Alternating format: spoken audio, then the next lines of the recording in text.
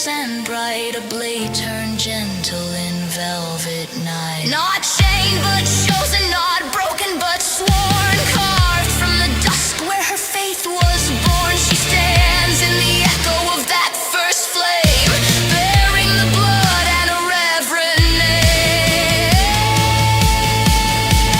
Oh, she burns without flame, she bleeds without scar, guardian ghost with a watchful star.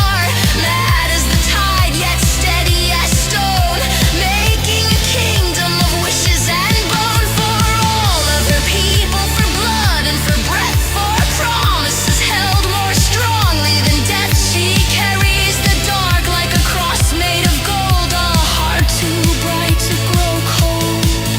And if you should wonder where night doesn't end, you'll find her fierce if she calls you friend, laughing with faith in one open hand, the other teaching defiance how to stand.